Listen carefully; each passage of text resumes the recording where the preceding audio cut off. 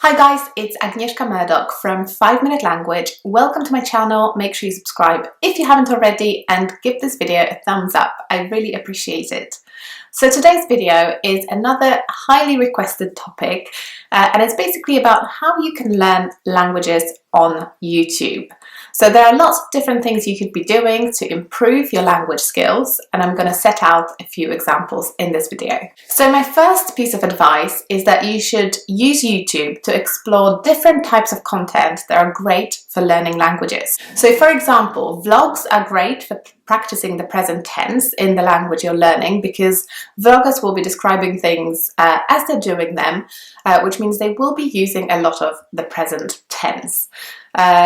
Things like interviews are great for seeing interactions happen in real life in the language you're learning. So for example, questions being asked and answered, which is part of most conversations.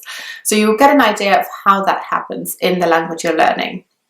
You can also look for things like recipe videos. So you might look up a cooking channel and then you will be able to learn lots of kind of simple instructions.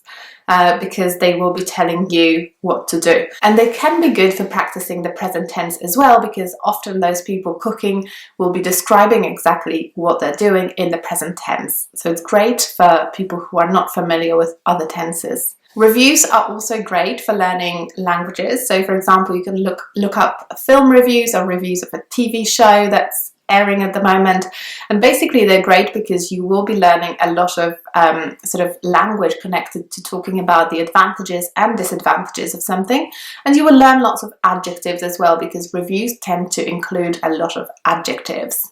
There's another type of video you might be familiar with on YouTube. It's monthly favorites.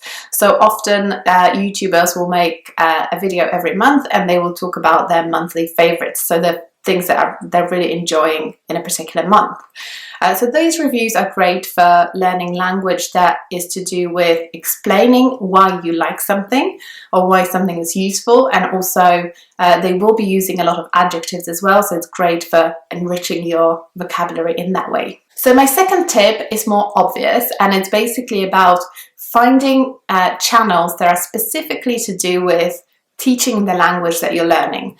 So in my previous tip, I was talking about actual channels set up by people to talk about their interests rather than to specifically teach the language they're speaking. So for example, just a vlogging channel or a channel about cooking. But my second tip is more about researching channels that are specifically focused on teaching the language, and there are plenty of them. Okay, my third tip is to do with speed. So there is a button in your YouTube player where you can change the speed of the video. So you can slow it down quite significantly, and that will allow you to listen to the language and maybe pick up on more words than you would if you were just watching it at full speed. The next tip is to do with captions. And I need to say that you need to be careful when you use captions, because sometimes captions are auto-generated and they won't always be accurate. But a lot of videos actually include captions that have been created specifically for the video by the creator, so they will be accurate. So make sure you check whether the captions are auto-generated or not. If they are, that's great. If they're not, just be aware that not everything will be 100% correct. But having the captions there allows you to hear the language and read it at the same time. And often what language learners struggle with is when they're listening, they can't see the script. They will not be able to pick up some of the words at all because they don't know it. Maybe they're not familiar with the words.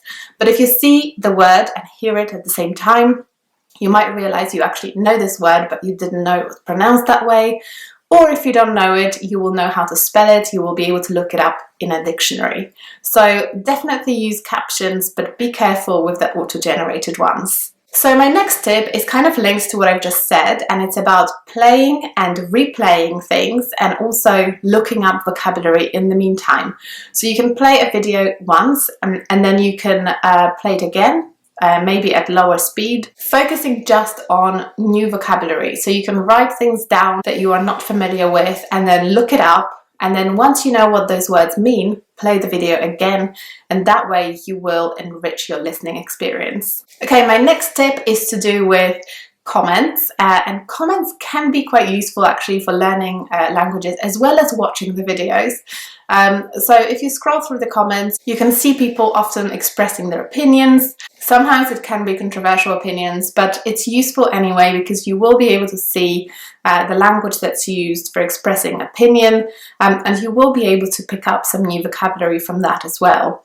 If you comment yourself, that's even better because you will be able to practice producing the language you're learning, writing, and it will give you some extra value as well. And my final tip is quite obvious. It's to do with listening to music on YouTube. So there's plenty of music, and it's really useful because you can look up the lyrics separately and you can look at the lyrics and listen to the music at the same time. Sometimes music actually contains lyrics that don't actually make sense in real language. I've made a separate video about that, so you can have a look at it if you want to. But it still can be a useful method for learning languages. So I hope you enjoyed my tips. Make sure you give this video a like. It really helps me out a lot, and I will see you next time. Bye!